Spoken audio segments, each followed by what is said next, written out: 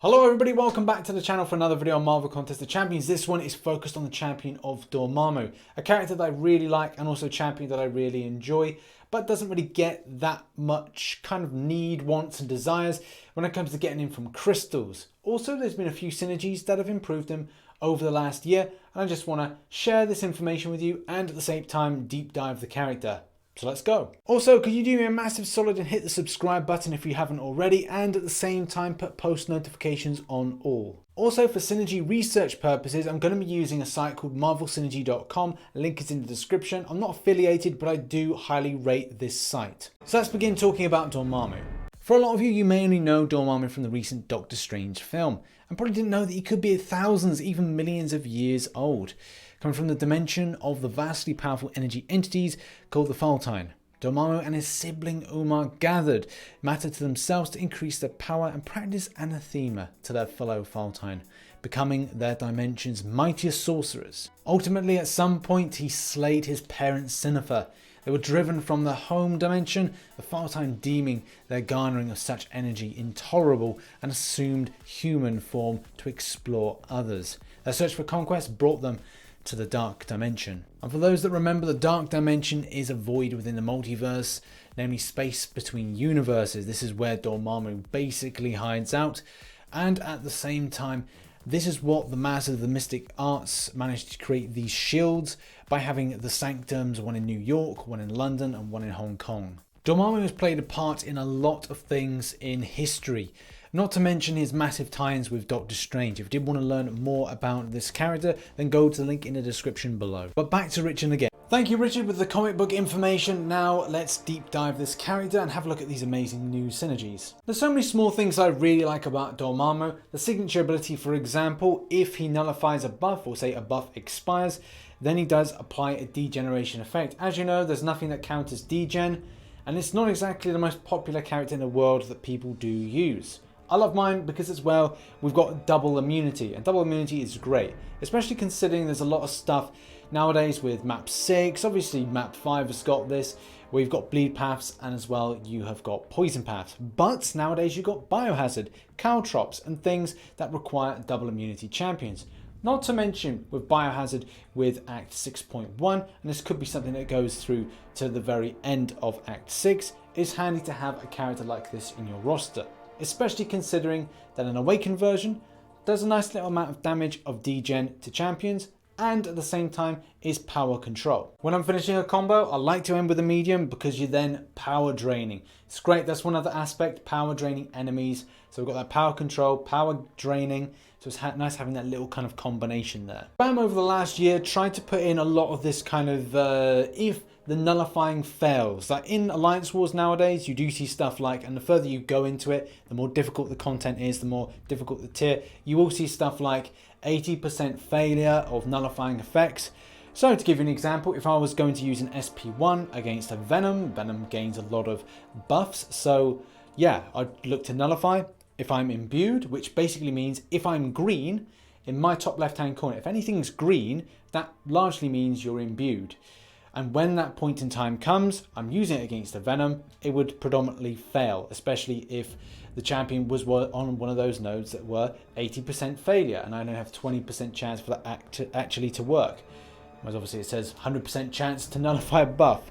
So nowadays it isn't too much of a popular champion to use based on going up against them, but at times there are viability with champions that remove buffs, steal buffs, and interact with buffs. The SP2 is something I really do enjoy, especially considering I can power lock off this, and at the same time if I'm imbued. So for those that don't know, again, let me repeat, if you're green in the top left-hand corner, you are imbued, and then you're able to get a little bit more of the target's max power.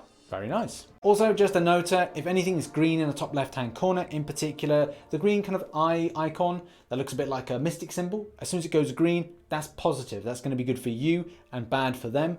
Also, you're going to look to get a dimensional link buff, and it's better for that to be green. This is where the regen comes in off of the L3. You can work in a synergy so your L3 is a little bit more powerful, but let's stick it to the fact you want to regen.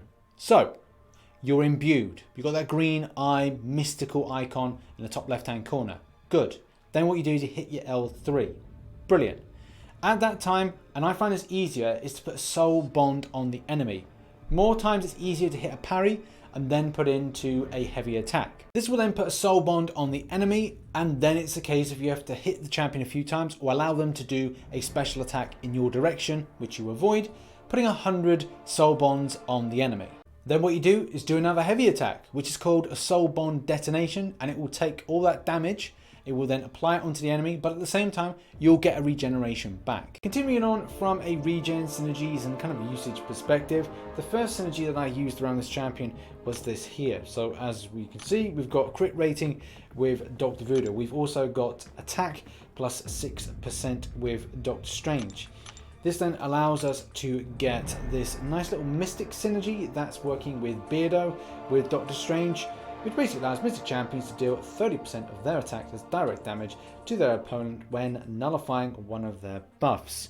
Very handy, and also was utilized against Venom, but the difficulty is perspectives of different situations, especially if you're going into Alliance Wars perspective, going against champions that have a low amount based on the node of percentage of nullifying effects. That can be a bit frustrating.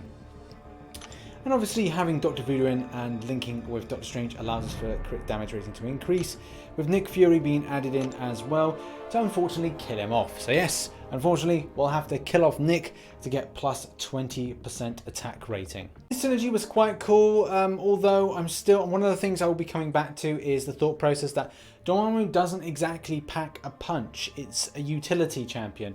It's good for certain things, certain aspects, double immunity, power control, and we will be touching on this constantly. But it isn't there for damage output. If we're also talking about the idea of regeneration, this champion with this synergy did not get a huge amount of regen. Based on the current rank and also the extent of signature abilities on the champion and other aspects, the champion could only pull off 12% based on this current synergy. Now that first synergy as well didn't allow anything in the aspect of revive. If you know Dormammu, as you should know him quite well, you do get Dark Empowerment, which allows him to potentially revive. And that's on 20%. Now, you can look to stack this up, but it's just like, at times, it's all based on luck. I did this twice, like I died twice in order to see if this would indeed revive me. And I was like thinking to myself, well, how many times am I going to have to do this? Based on just like a roll of the dice and a bit of RNG, 2 attempts was enough to get me revived, which is pretty cool. It's nice to have this little bit there in it, but unfortunately it's one of those champions that Dormammu isn't overly popular enough, I think, for people to properly utilize this. And that may be a bit of a rash statement to say that, but it does feel like it's kind of true. You don't see him being put as like top champions, top build Mystic champions. I certainly like him, but there you go. Anyway, what have we got with this synergy? What are we doing? Similar to before, except we've got Dark Empowerment and Nemesis. We've then got Symbiote Supreme. Why Symbiote Supreme? And this is just because so we can have a real nice Ancient Hunger. Ancient Hunger allows Dormammu to increase health regeneration by an Empowerment Soul Bond by 50%, which is a lot more, but also goes a little bit further, increases any health gained while he's imbued. Dimensional Link buff is active at 25%. Again, incredibly helpful. And obviously we've got Mordo and we've got Doctor Strange and they're picking up some bits, but it's about the Symbiote Supreme and the Hela synergy that is most important. So how did the tests go? Yeah, they went all right. I did see an increased amount of the regen, which was going up from that 12% that we naturally saw to up to 18%. So that's a 6% increase in the amount that can be regenerated using this. Did I need anything else? Like, could I have swapped out this team? Like, Hela's a great champion, Symbiote Supreme's a great champion, so is Mordo, a bit of an iffy with a Doctor Strange, and as well, Dormammu is the lead character. So yeah, you could swap out some characters in this to create a very strong questing team that can deal with very annoying situations.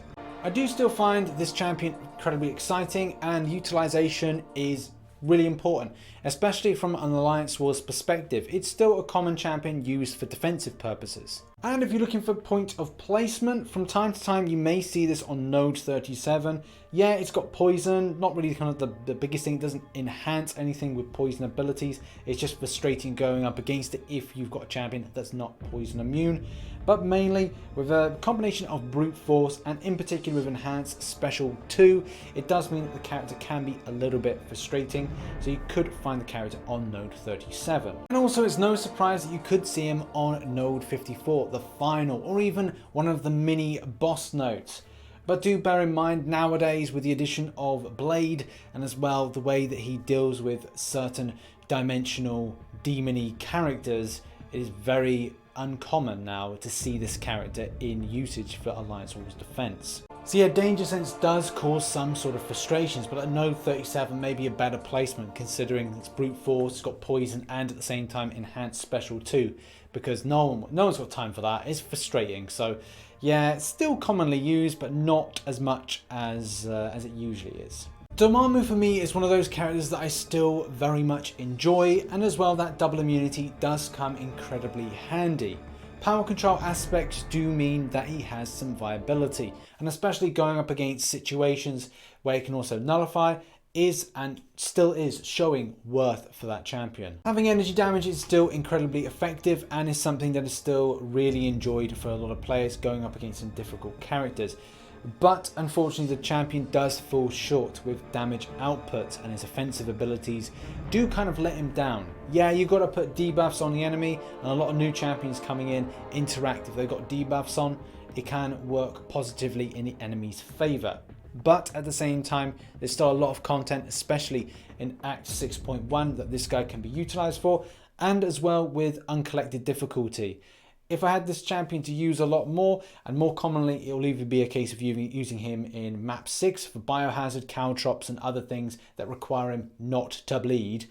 That is one of the key reasons that I do like him, but I don't get to use him quite as much. Either way, an amazing character that I really do enjoy. What are your thoughts on Dormammu? Do you feel he needs a buff? Do you feel that he's fine as he is? Do you think he's got good utilization in different areas? What are your thoughts? Leave them in the comment section below. And if you want me to review a champion or a synergy, then put it in the comment section as well. And I'll hopefully get round to making a video on it. But either way, thank you very much for watching this video. If you did enjoy it, hit that like button and subscribe for more Marvel Contest of Champions based content. And as always, I shall catch you in the next one. And don't forget to drop into a live stream, commonly around 1900 hours most days GMT. Thanks again, and I'll catch you in the next one. Bye bye for now.